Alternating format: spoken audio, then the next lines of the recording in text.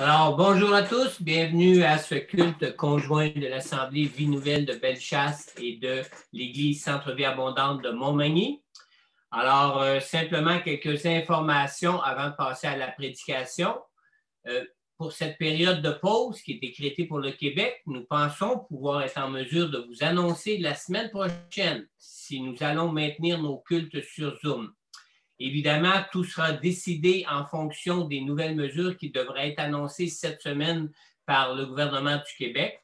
Alors, j'ai une requête spéciale pour vous pour cette semaine. Priez pour que les allègements qui seront annoncés puissent vraiment permettre à nos églises de tenir des réunions pour des regroupements qui pourraient comprendre ou compter au moins 25 personnes en assistance au minimum.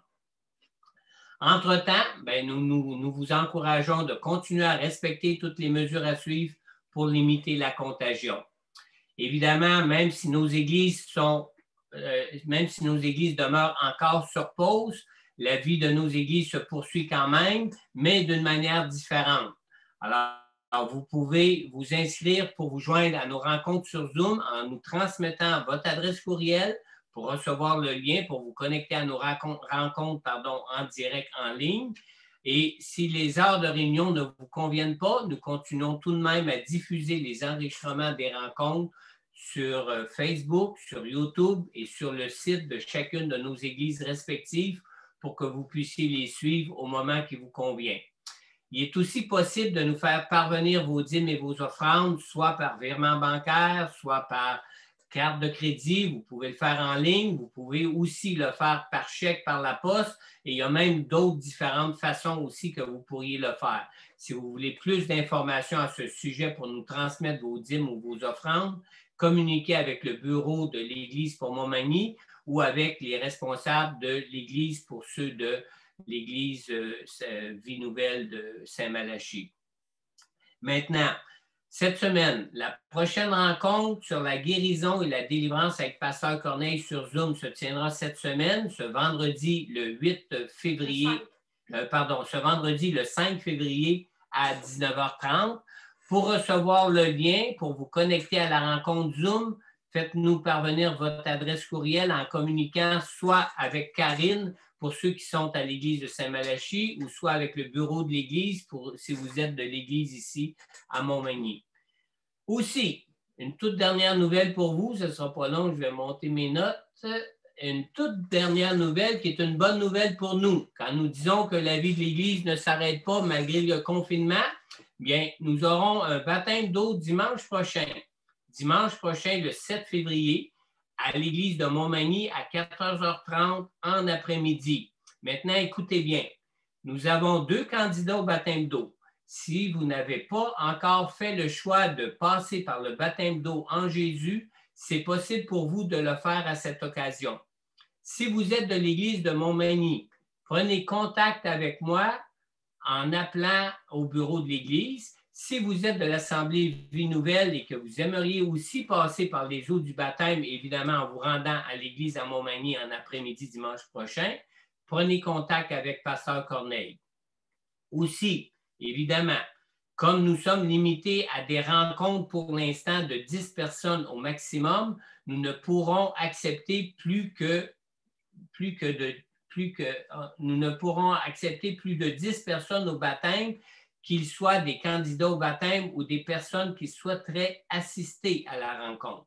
Alors, nous pouvons vous réserver votre entrée, mais évidemment, nous donnons priorité aux candidats du baptême et à leurs invités d'abord. Mais si vous aimeriez y assister, vous prenez contact avec moi ou avec Karine, faites une réservation. Nous pourrons vous informer plus tard selon le nombre de candidats au baptême que nous aurons ou selon le nombre des invités des candidats au baptême que nous aurons pour combler les places jusqu'à 10 personnes maximum. Ce n'est pas beaucoup. On prie pour un réveil. Si jamais il y aurait un réveil cette semaine, on pourrait faire d'autres séances de baptême à partir du vendredi même et même le samedi et même le dimanche après-midi pour terminer selon le nombre de personnes qui pourraient vouloir être des candidats au baptême d'eau cette semaine. je vais inviter maintenant Sylvie. C'est Sylvie ce matin qui va vous partager le message que le Seigneur a placé sur son cœur pour ce matin. Alors, je vous invite vraiment à prendre attention. Sylvie ne prêche pas souvent, vous savez, mais quand Sylvie me dit « Pasteur, je pense que le Seigneur m'a donné un message pour nos églises », soyez certains que c'est un message qui vient du cœur de Dieu et ce message vient du cœur de Dieu pour nos deux églises. Alors, je vais inviter Sylvie maintenant à s'approcher pour nous partager ce que le Seigneur a placé sur son cœur pour nous ce matin.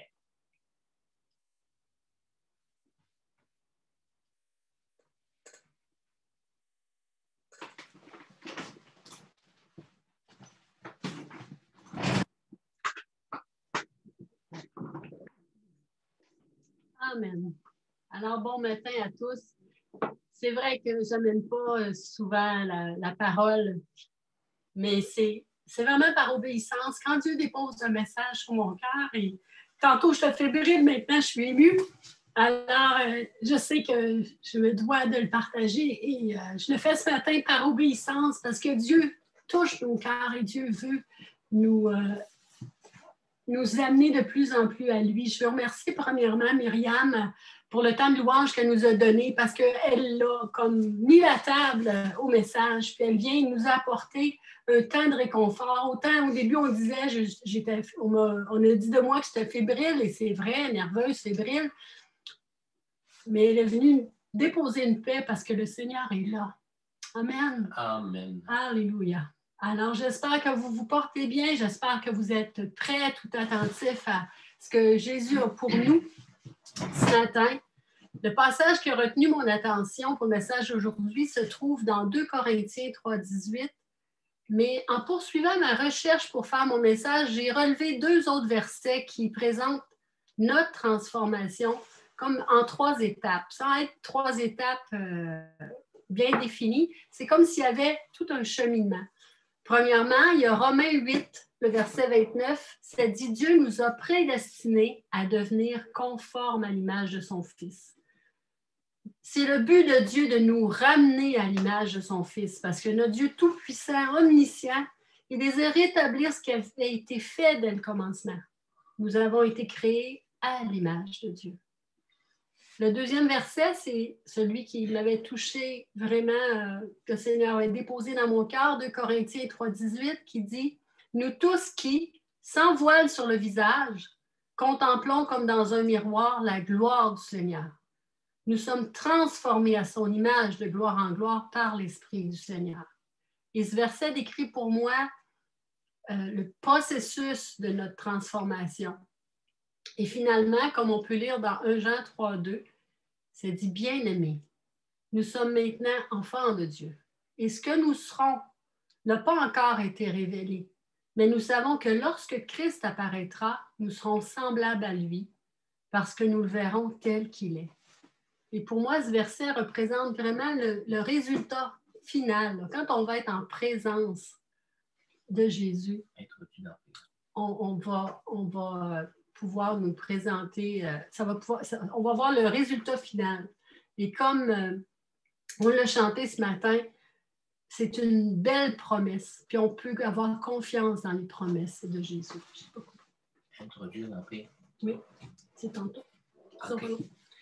Alors, désolée. Alors, ce matin, ce que j'aimerais qu'on approfondisse ensemble, c'est le déroulement de cette transformation qui va nous amener à ressembler de plus en plus à Jésus. Et je ne vous apprends rien en vous disant que ce n'est pas instantané. Hein? On est transformé tranquillement à l'œuvre de Dieu. C'est vraiment un cheminement. Mais comment ça se passe? Il y a 2 intervenants. D'un côté, il y a Dieu, qui, comme on le sait, est toujours à l'œuvre par son Saint-Esprit en nous. Et de l'autre, il y a nous. C'est quoi notre implication dans ce processus? Et pour nous aider dans notre recherche, on va regarder comment ça s'est passé dans la vie de Simon, et principalement dans l'histoire de la pêche miraculeuse. J'ai intitulé mon message « Veux-tu ressembler à Jésus? » Est-ce que tu veux vraiment ressembler à Jésus? Si vous voulez bien, on va premièrement offrir ce temps au Seigneur dans la prière. Amen. Amen. Alors, Seigneur, ta parole est une lumière sur notre sentier. Viens toucher nos cœurs ce matin, Seigneur, afin qu'on puisse s'approcher de toi. Comme on l'a chanté, Seigneur, on désire s'approcher de toi et se laisser transformer par toi, Seigneur. Seigneur, toi, tu es toujours à l'œuvre dans nos vies, mais on a besoin de ta main puissante pour nous guider, afin qu'on marche dans le plan que tu as prévu pour nous. Un plan A, et qu'on ne s'en détourne ni à gauche ni à droite, mais qu'on puisse garder les yeux fixés sur toi, Seigneur. Je veux dire merci, mon Dieu, d'être toujours à nos côtés. Merci de nous aimer. Merci d'être patient envers nous et aussi merci de ta grande fidélité. Seigneur, viens bénir ce temps en ta présence et que ta parole nous transforme de gloire en gloire à ta ressemblance selon ta promesse. Amen. Amen. Amen. Alléluia. Alors, l'étape 1. En tant qu'enfant de Dieu, on s'entend pour dire que le premier pas pour débuter le processus de notre transformation, c'est de revenir à Dieu. Et le moyen que Dieu a prévu, c'est la nouvelle naissance. C'est ça qui va venir rétablir notre relation qui a été brisée quand le péché est entré dans le monde. Donc, dans cette première étape, notre part consiste à reconnaître que nous sommes pécheurs et on doit accepter l'œuvre que Christ a accomplie à la croix pour nous sauver. Pour un enfant de Dieu, là, ça semble, mais oui, c'est fait et tout ça, c'est du passé, mais il faut toujours être conscient de qu'est-ce que le Seigneur a fait, puis se rappeler ce jour de notre nouvelle naissance. Alors, reconnaître qu'on est pécheur, accepter l'œuvre que Christ a faite à la croix, on doit vivre la nouvelle naissance. Et comme on lit en Jean 3:3, et recevoir Jésus comme sauveur, l'inviter à venir régner en tant que Seigneur de nos vies. Et c'est à ce moment-là que le voile est enlevé. Comme on peut le lire dans 2 Corinthiens 3 au verset 16, ça dit « Mais lorsque quelqu'un se convertit au Seigneur, le voile est enlevé. Et on commence à goûter l'œuvre de Dieu dans nos vies. Mais c'est un début, c'est comme une première étape. Amen. Puis comme je vous ai dit, on va regarder Simon pour encore mieux comprendre comment ça s'est passé. Des exemples concrets. Dans l'Évangile de Jean, au chapitre 1, on voit que suite aux enseignements de Jean-Baptiste, André, le frère de Simon, a choisi de suivre Jésus. Et c'est ce André-là qui est allé trouver son frère Simon, puis il lui a dit « Nous avons trouvé le Messie. » C'est tout ce qu'on a. Nous avons trouvé le Messie. Leur discussion a dû soit être convaincante, ou bien Simon était curieux ou il cherchait déjà le Messie, car ça dit, il l'a conduit vers Jésus. Il ne semble pas s'être obstiné, il est allé vers Jésus. Alors, on n'a pas de détails, comme je disais, mais on sait une chose. Simon y est allé et il a connu son premier changement. On peut lire dans Jean 1,42 que Jésus a regardé attentivement et lui a dit « Tu es Simon, fils de Jonas. Tu seras appelé Céphas, c'est ce qui signifie Pierre. » Et voilà, c'est le début pour notre ami Simon de sa transformation. Un changement de nom. Et pour vous et moi, ça peut sembler un peu spécial, mais lorsqu'on connaît toute l'importance du nom pour le peuple hébreu, on comprend mieux ce changement de nom. Pour eux, la signification du nom, c'est souvent un lien direct avec le caractère de la personne ou relié à quelque chose qui le concerne vraiment. J'ai regardé un petit peu, une petite recherche vite. Le prénom Simon en grec, ça veut dire le nez camus. Ça veut dire un petit nez court puis aplati. Fait que je vois un peu les parents que quand le bébé vient au monde, dans une famille grecque, s'il y a un petit nez plate, tout court, ils l'ont appelé Simon. Puis si c'était une fille, bien peut-être Simone. Mais pour le peuple hébreu, le nom, quand ils donnaient le nom de Simon à leur enfant, la signification, c'est qu'ils avaient été exaucés, que leur prière avait été entendue. Alors peut-être que Simon, les parents ont prié pour que ça soit un garçon, peut-être qu'il y avait de la difficulté, la maman à mettre au monde un enfant, peut-être que la grossesse était difficile, on ne sait pas, mais on sait une chose, c'est qu'ils ont été exaucés, que leur prière a été entendue. Et quand Jésus lui dit, tu es Simon, mais tu vas t'appeler Céphas, qui signifie Pierre, en araméen, Céphas, ça veut dire Pétra.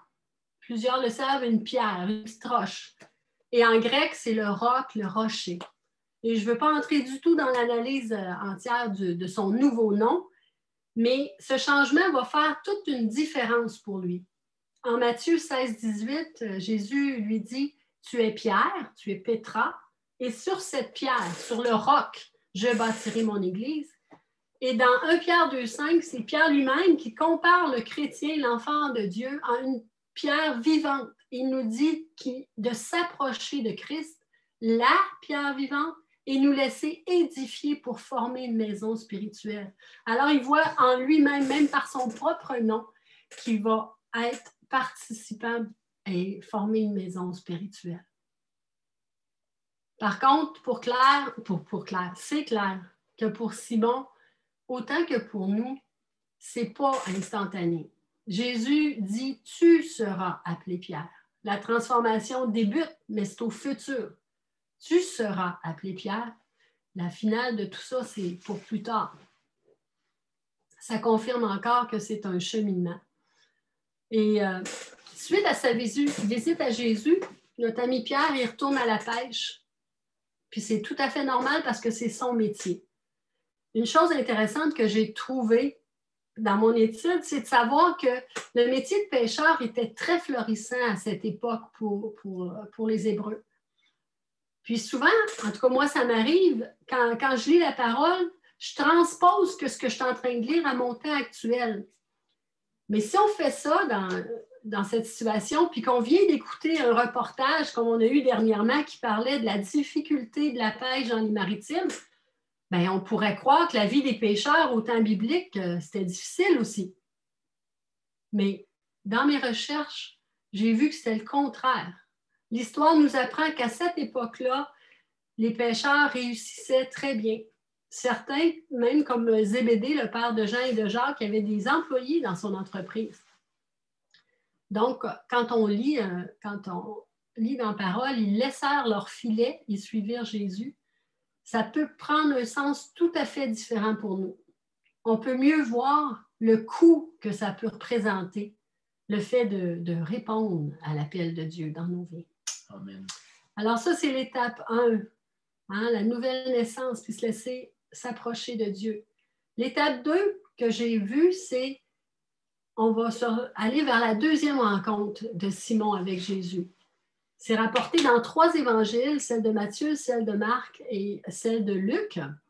La plus détaillée, c'est dans l'évangile de Luc. Et pour vraiment se remettre dans le contexte, on va le lire ensemble. Je vous invite, si vous avez votre Bible, à aller dans l'évangile de Luc, le chapitre 5, versets 1 à 11. C'est l'histoire de la pêche miraculeuse. Alors, Luc 5, versets 1 à 11. Un jour, Jésus se trouvait au bord du lac de Génézareth et la foule se pressait autour de lui pour entendre la parole de Dieu. Il vit au bord du lac 2 barques. Les pêcheurs en étaient descendus pour laver leurs filets.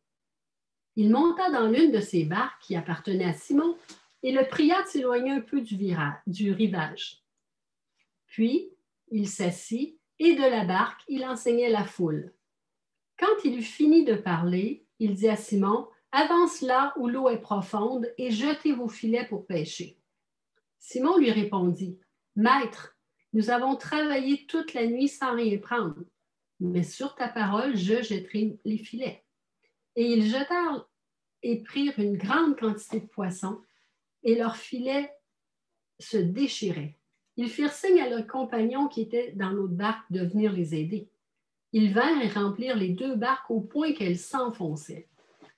Quand il vit cela, Simon-Pierre tomba aux genoux de Jésus et dit, « Seigneur, éloigne-toi de moi parce que je suis un homme pécheur. » En effet, lui et tous ceux qui étaient avec lui, remplis de frayeur à cause de la pêche qu'ils avaient faite. Il en allait de même pour Jacques et Jean, les fils de Zébédée, les associés de Simon. Jésus dit à Simon, « N'aie pas peur. Désormais, tu seras pêcheur d'hommes. » Alors, ils ramenèrent leur barque à terre, laissèrent tout et le suivirent. Amen. Amen. Alors, premièrement, c'est intéressant de voir que le Seigneur se sert toujours de notre quotidien pour nous parler. Il nous prend là où on est, là où nous sommes, pour nous amener plus loin. Et ce n'est pas différent pour Simon. Dans ce qu'on vient de lire, on remarque que c'est Jésus qui a rejoint les pêcheurs sur le bord du lac de Génézareth. Les pêcheurs sont dans leurs éléments, il y a leur barque, leur filet, puis sont au retour d'une nuit de pêche. Et il y a une foule qui entoure Jésus pour l'écouter parler.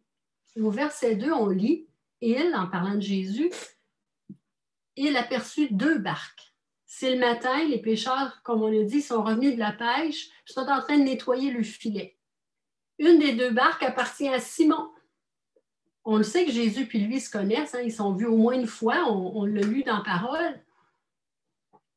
Mais comme je vous disais plus tôt, on n'a pas de détails, mais ça semble suffisant pour que Jésus monte dans la barque de Simon et lui dise de s'éloigner un peu du rivage.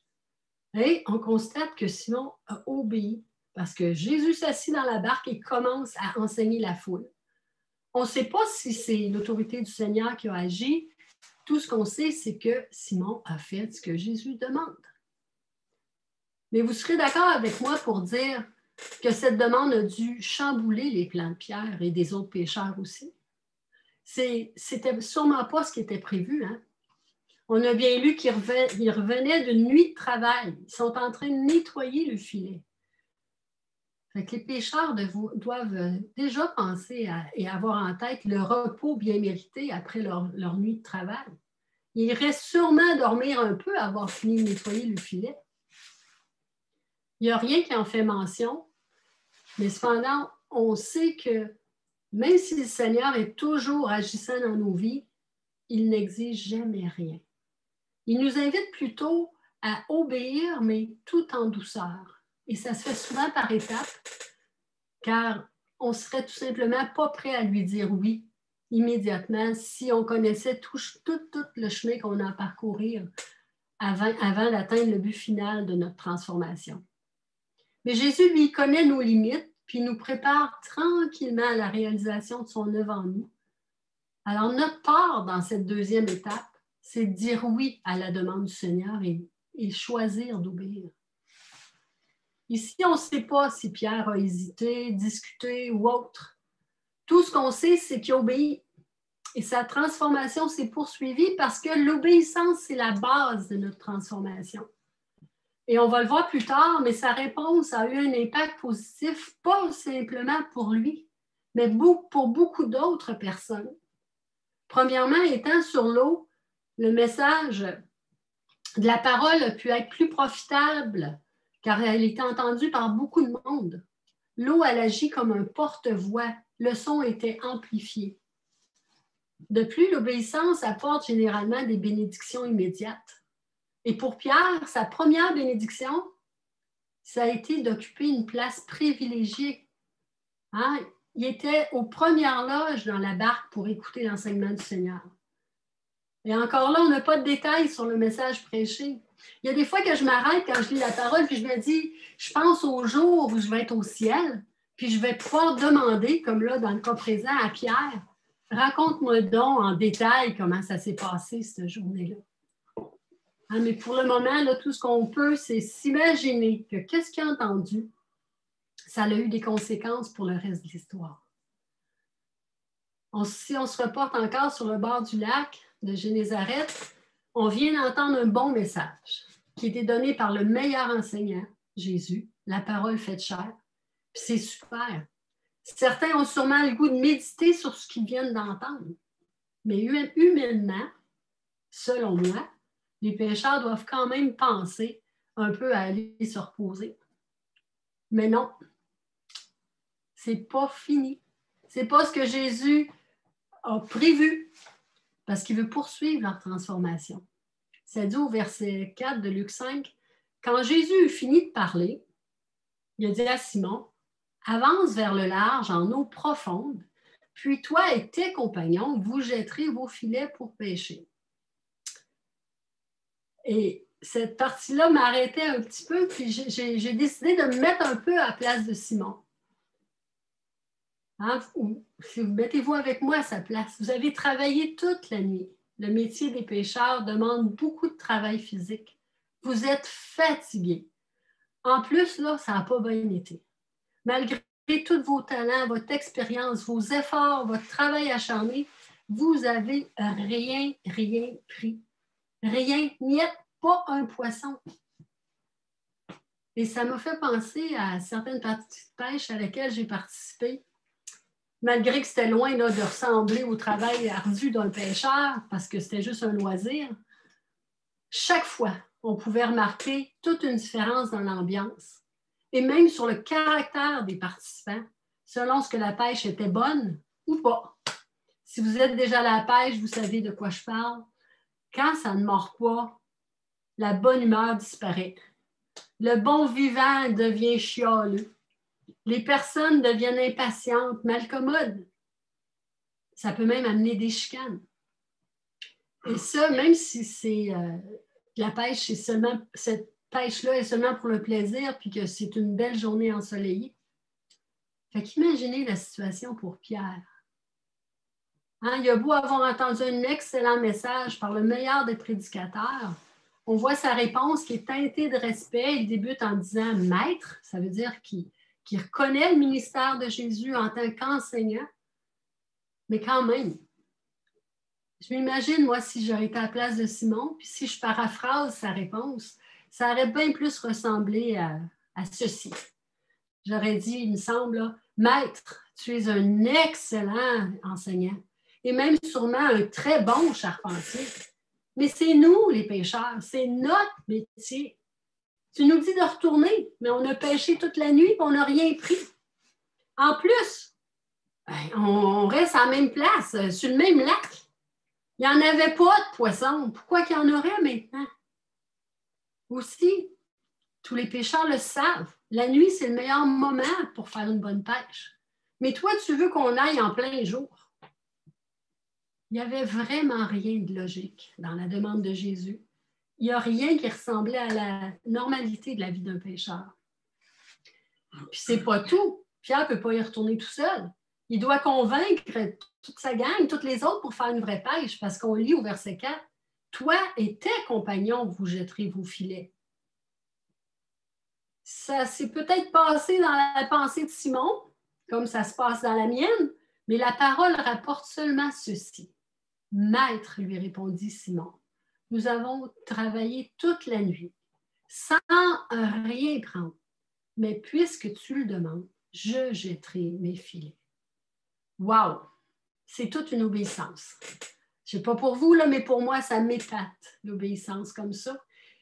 Et ça devrait être notre réponse à nous aussi. Malgré que ce n'est pas ce qu'on aurait fait, ou bien qu'on ne voit pas de logique, comme je disais tantôt, il faut toujours se rappeler que le Seigneur sait exactement ce qui doit être fait et le pourquoi ça doit être fait. Il nous transforme à travers les circonstances de nos vies, puis on doit lui faire confiance. Mais encore là, la décision nous appartient. Veut-on avancer avec le Seigneur? Veut-on aller plus loin et laisser nous transformer afin d'avoir le meilleur pour nos vies? Ça nous appartient, cette décision. Et on apprend une réalité importante en regardant la réponse de Pierre. Il a répondu, « Puisque tu le demandes, je jetterai mes filets. » Il a peut-être pris sa décision remplie de foi et que ses compagnons le suivent ou pas, ça ne change rien pour lui. Il n'a pas dit, puisque tu le demandes, on va y aller. Mais il a dit, puisque tu le demandes, je jetterai les filets. Peut-être que tous ses compagnons, tous les pêcheurs se sont ralliés à lui et ils l'ont suivi tout de suite. Ou peut-être que certains étaient grognons et que ça a pris un bon moment pour les convaincre de participer à toute cette aventure-là. On ne le sait pas. Mais ça nous démontre clairement une chose, c'est que la réponse que tu donnes au Seigneur ne dépend que de toi. C'est toi qui réponds à son appel, c'est ton développement, c'est ta transformation. Parce que le Seigneur agit avec nous individuellement. C'est toujours du 1 à 1. Donc, on ne doit pas se laisser influencer par notre entourage ou par les circonstances dans notre réponse au Seigneur et être aussi obéissant que Pierre a été. Et vous connaissez la suite de cette pêche miraculeuse. Ça dit qu'ils ont jeté les filets, qu'ils ont pris tant de poissons que les filets menaçaient de se déchirer. Le temps que ça a pris n'est pas mentionné, mais ça ne semble pas trop long car les autres pêcheurs étaient encore là sur les berges. Ils les ont appelés et sont venus les aider. Et comme résultat, les 2 barques étaient tellement chargées qu'elles s'enfonçaient. Tout un bon résultat. Alors, on va s'arrêter un peu sur l'impact d'une seule réponse positive de une personne à la demande du Seigneur. Hein, il y a eu un impact pour Simon, c'est assuré, mais on va le voir un peu plus loin. Mais il y a aussi un impact sur la vie de chaque autre pécheur, sur les gens qui étaient présents pour venir écouter l'enseignement de Jésus, et de même sur les personnes qui sont venues pour acheter leur poisson du jour, mais aussi sur tous ceux à qui tout le monde qui était là a partagé l'histoire de cette journée.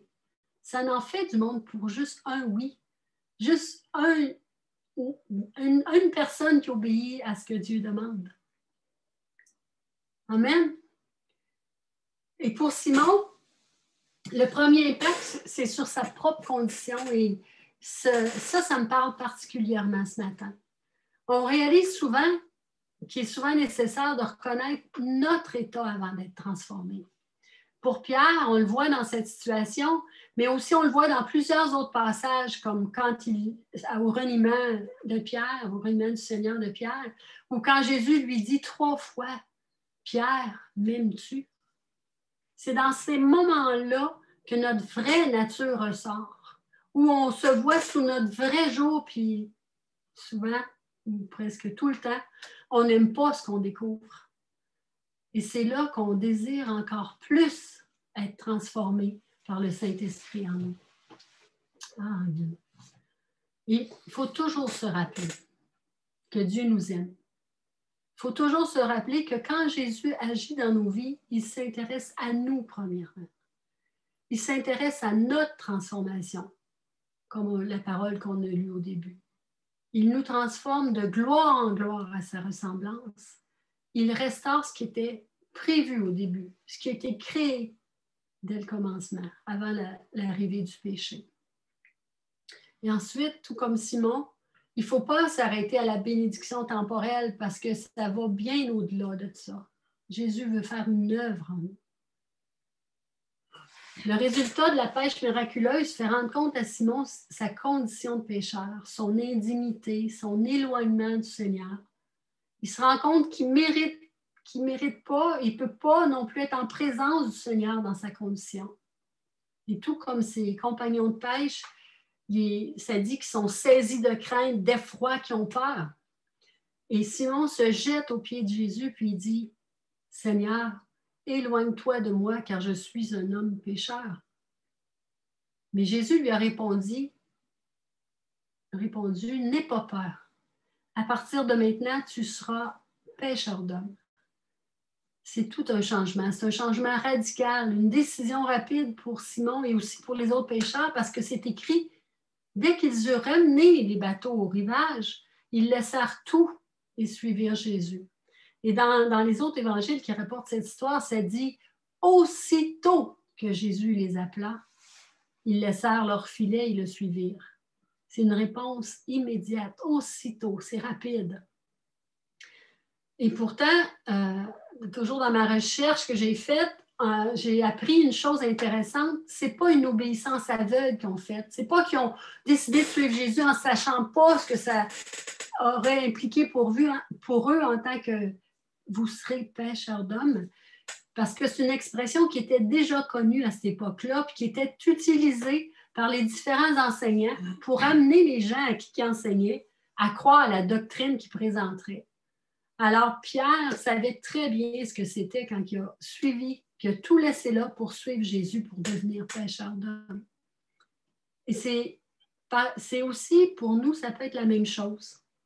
C'est possible que ce que Dieu nous demande nous remplisse de crainte, puis qu'on a peur, puis on a de la difficulté à lui dire oui, à répondre oui à ce qu'il a déposé dans notre cœur, puis on a de la difficulté à lui obéir.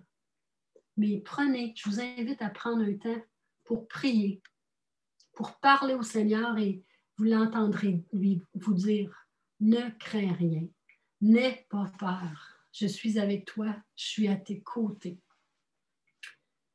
Et si Dieu vous prépare à quelque chose, vous demande quelque chose, vous pouvez être assuré qu'il va vous équiper parfaitement pour l'œuvre qui vous appelle à accomplir, pour la chose qui vous appelle à faire. C'est un Dieu fidèle. Et l'obéissance a toujours des retombées qui dépassent bien notre petite personne. Parce qu'à partir de ce moment, Simon, qui est maintenant appelé Pierre, ainsi qu'André, Jacques et Jean sont devenus des disciples du Seigneur. Ils ont marché avec Jésus, ils ont été enseignés par lui. Et par la suite, ils ont été choisis pour faire partie de l'équipe proche de Jésus, des 12 apôtres. Même, comme on le précise plusieurs commentateurs des évangiles, Pierre a fait partie de ce qu'il appelle un noyau, le noyau des 3 apôtres. Pierre, Jean et Jacques, qui ont travaillé encore plus près, à proximité avec Jésus. Ça a fait tout un impact. Puis sa transformation, malgré l'impact que ça a fait, n'est pas terminée. Elle s'est poursuivie tout au long de sa vie à travers sa relation avec Jésus et son obéissance.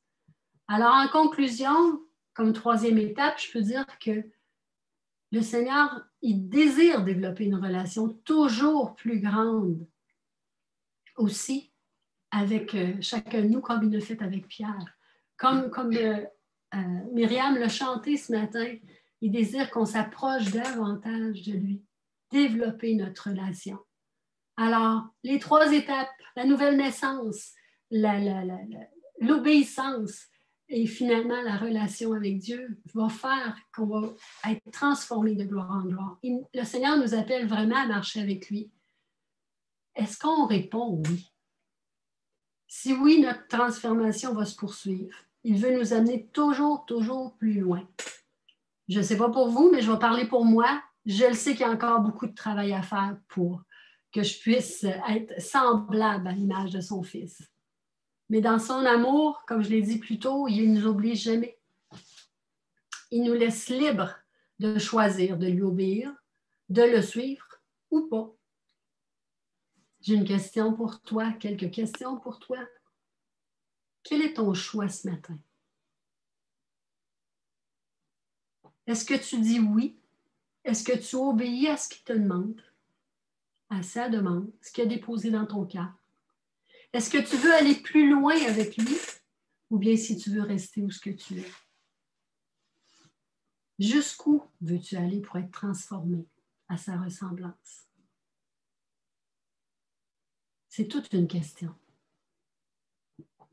Peut-être que ce matin, toi qui es sur Zoom avec nous ou qui écoute le message en ligne, c'est la première fois que tu entends parler de Jésus de cette façon-là. Et tu n'as jamais eu l'occasion de l'inviter dans ta vie. C'est important de savoir que Jésus est venu sur la terre pour nous sauver. Il est mort à la croix pour le pardon de nos péchés. Et il est ressuscité pour nous donner la vie éternelle et nous ouvrir les portes du ciel. Si tu désires cette relation avec lui, je t'invite à répéter cette courte prière avec moi. Seigneur Jésus, je désire te connaître plus. Je te remercie pour ton amour et je te demande pardon pour tous mes péchés. Je veux te recevoir comme Sauveur et Seigneur de ma vie. Seigneur, je t'invite à venir prendre la place qui te revient dans mon cœur. Merci, Seigneur. Amen. Et si tu as fait cette prière de tout ton cœur, le Seigneur vient et tu vas le découvrir, tu le rencontres et il va faire une action dans ta vie. C'est possible aussi que tu marches avec le Seigneur depuis longtemps, peut-être même très longtemps, mais que tu as du mal à obéir pour faire ce qu'il te demande et tu stagnes toujours au même endroit. Tu restes sur place. Sache que le Seigneur veut te bénir, il veut t'amener plus loin. Peut-être que tu résistes à cause des craintes, à cause de la peur de délaisser des choses auxquelles tu tiens. ça me fait penser à un homme, l'histoire d'un homme, en tout cas, que j'ai lu dernièrement. C'était un homme qui a attrapé un tout petit poisson en pêchant à main nue dans un ruisseau. Puis il était tout content, là, il y avait un petit poisson. Mais il tenait dans ses mains, puis il ne se décidait pas à le laisser aller. Même s'il y avait plein de gros poissons autour de lui là, qu'il aurait pu prendre, il ne laissait pas aller son petit poisson. Nous ne sommes peut-être pas appelés à devenir pêcheurs d'hommes. Hein? C'est pas tout le monde qui est appelé à laisser sa carrière comme Pierre a fait pour laisser tous ses filets et sa carrière de pêcheur pour devenir pêcheur d'hommes. Mais pour marcher dans le plan de vie que Dieu a pour nous, on doit aller de l'avant. Et on doit, dans l'image que j'en ai, laisser aller le petit poisson pour prendre ce que Jésus a pour nous, parce qu'il y a plus que ça pour toi. Puis il ne faut pas laisser la crainte et les peurs nous empêcher d'avancer. Il faut répondre oui à son appel, obéir à sa demande, et pour que tu puisses être transformé de gloire en gloire à sa ressemblance. Amen. Alors, si tu es d'accord avec ce que je viens de dire, on va prier ensemble. Alléluia. Seigneur, merci pour ton amour. Merci pour ta patience envers moi. Je désire avancer, Seigneur, avec toi. Seigneur, je t'abandonne toutes mes craintes, mes peurs. Je les laisse au pied de la croix, Seigneur, et je dis oui à ta demande. Seigneur, à ce que tu as déposé dans mon cœur et que tu m'amènes depuis un temps à vouloir avancer avec toi, à t'obéir, Seigneur Dieu, je t'obéis par la foi ce matin. Viens, Esprit Saint, faire ton œuvre en moi. Transforme-moi de gloire en gloire à la ressemblance de Jésus selon ta promesse. Merci, Seigneur. Amen. Amen. Amen. Amen. Alors, le message que je voulais vous partager, soyez bénis, bonne semaine. Et maintenant, j'invite Pasteur François à venir clore cette réunion. Merci. Merci, Sylvie. Merci. Merci, Sylvie. Merci. Merci beaucoup, Sylvie. C'est un message qu'on doit tous entendre. Même moi qui est pasteur depuis des années, je suis vraiment touché. Merci beaucoup. Alors, ce matin, pour conclure, si vous participez à cette rencontre en ligne sur Zoom et que vous avez adressé cette prière au Seigneur pour la toute première fois de votre vie, de le recevoir, de l'accepter dans vos cœurs, n'hésitez pas à me le faire savoir. Je prendrai contact avec toi ultérieurement pour répondre à toutes tes questions sur Jésus et sur la foi en Jésus et pour prier pour toi personnellement. Si vous écoutez l'enregistrement de ce message, prenez contact avec moi ou avec Pasteur Corneille afin qu'on puisse aussi prier pour toi et répondre à toutes tes questions concernant l'invitation que tu viens de faire de Jésus pour venir habiter avec toi dans ton cœur et être avec toi dans ta vie.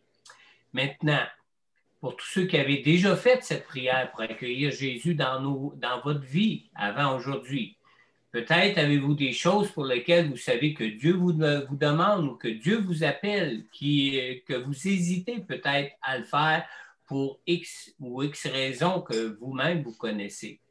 Alors, si vous aimeriez en parler avec moi ou avec Pasteur Corneille, prenez contact avec nous, avec l'un de nous deux. Ou encore, si vous aimeriez en parler avec Sylvie, ou si vous aimeriez même que Sylvie prie pour vous personnellement à ce sujet-là, contactez le bureau de l'Église. Laissez le message que Sylvie vous rappelle, puis nous pourrons lui transmettre votre demande. Elle pourra prendre contact par la suite directement avec vous, selon les coordonnées pour prendre contact avec elle que vous laisserez.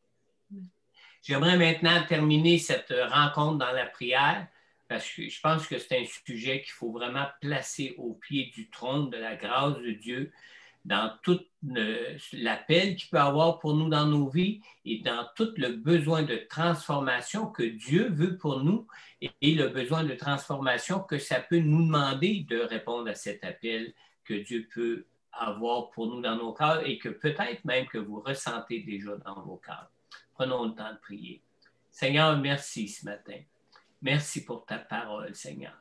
Seigneur, tu nous as dit que aucune parole de ce que tu nous as laissé dans la Bible, dans ta parole, qui nous raconte tous ces liens, toutes ces interventions que tu as faites dans la vie de ceux qui apparaissent dans ces histoires, comme dans la vie de Pierre, Seigneur, tu nous les as laissées afin que ça puisse nous servir d'exemple à nous, afin que ça puisse nous-mêmes toucher nos cœurs, comme tu as su toucher le cœur de Pierre à travers l'enseignement que tu avais donné ce matin-là sur le bord du lac de Génézareth, Seigneur.